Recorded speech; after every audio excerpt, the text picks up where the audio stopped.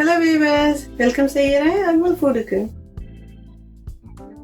பாருங்கள், ஒரு இன்ஸ்டண்ட்டான ஒரு மில்க் கேக் வந்து நம்ம செஞ்சுருக்கோங்க. மாம்பழம் சீசனாக இருக்கக்குள்ளே மாம்பழத்தை போட்டு செஞ்சோன்னா அவ்வளோ டேஸ்டியாக அந்த கேக் வந்து இருந்துச்சுங்க.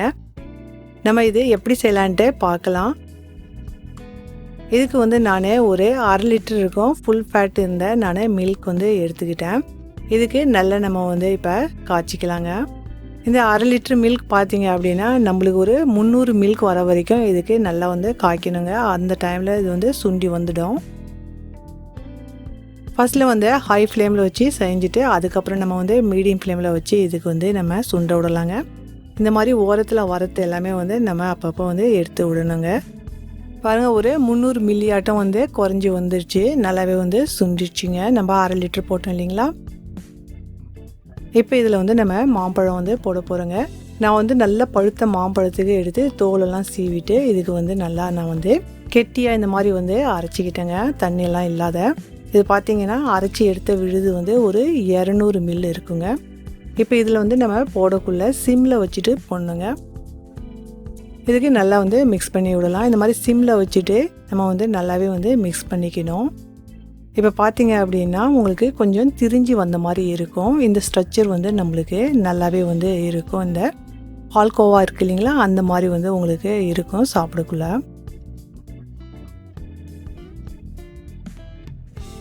இதுக்கு இப்போ வந்து நம்ம நல்லா வந்து ஹை ஃப்ளேமில் வச்சு கொஞ்சம் நேரத்துக்கு நல்லா இதுக்கு வந்து வேக விட்டுக்கலாம். ஃபஸ்ட்டில் போடக்குள்ளே வந்து நம்ம சிம்மில் வச்சு போட்டோங்க. நல்லா மிக்ஸ் பண்ணிவிட்டு ஹை ஃப்ளேமில் வச்சு கொஞ்சம் நேரத்துக்கு வேக விட்டுக்கிட்டோம். இதில் வந்து தேவையான அளவுக்கு சர்க்கரை வந்து போட்டுக்கலாம்.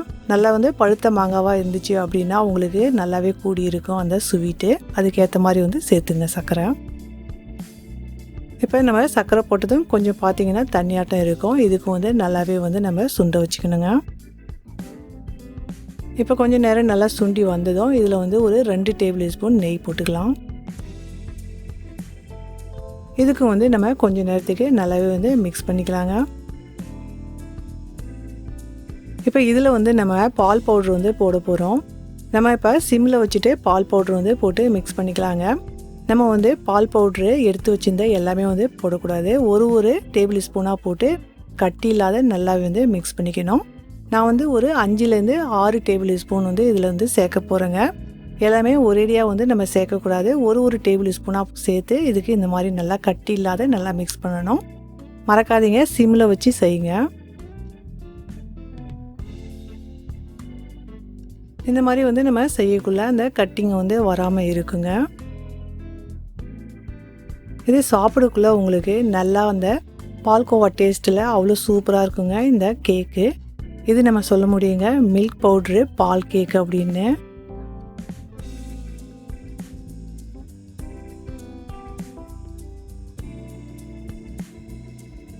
இப்போ எல்லாமே வந்து போட்டாச்சு. இது நல்லா நம்ம வந்து இப்போ திக்கும் வந்துடுங்க. இந்த மாதிரி வந்து நல்லா இதுக்கு வந்து நம்ம மிக்ஸ் பண்ணிக்கிட்டே இருக்கணும். இந்த பால் பவுடரும் நல்லா வந்து வெந்து வந்துடுங்க. இதில் வந்து ஒரு 1/4 டீஸ்பூனு நம்ம வந்து ஏலக்காய் பவுட்ரு வந்து சேர்த்துக்கலாம். நல்லா மணமாக இருக்கும்.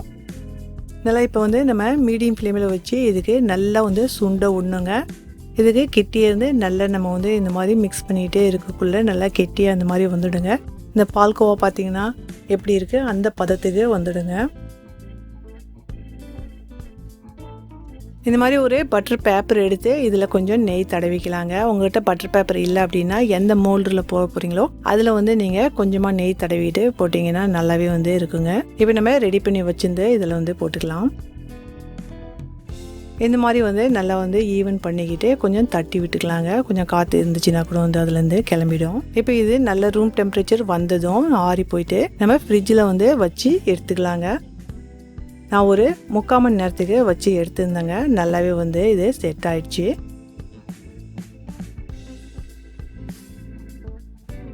பாருங்கள், எவ்வளோ சூப்பரான ஒரு பால்கோவாட்டம் ரெடி ஆயிடுச்சு. இது நம்ம வந்து சொல்ல முடியும் பால்கோவா கேக்குன்னு கொடுங்க. இப்போ இதுக்கு வந்து நம்ம சின்ன சின்ன துண்டுங்களாக வந்து கட் பண்ணிக்கலாம். உங்களுக்கு எந்த ஷேப்பில் வேணுமோ அந்த மாதிரி வந்து கட் பண்ணிக்கோங்க. பாருங்கள், நான் வந்து சின்னதாக வந்து ட்ரையாங்கிள் ஷேப்பில் கட் பண்ணிக்கிட்டேன். இது வந்து சாப்பிட்றதுக்கு அவ்வளோ வந்து டேஸ்டியாக இருந்துச்சுங்க. எங்கள் பசங்கள்லாம் நல்லா விருப்பமாகவே வந்து சாப்பிட்டாங்க. இது பசங்களுக்கு இதே மாதிரி வந்து செஞ்சு கொடுங்க. நீங்களும் வந்து சாப்பிடுங்க. Enjoy food.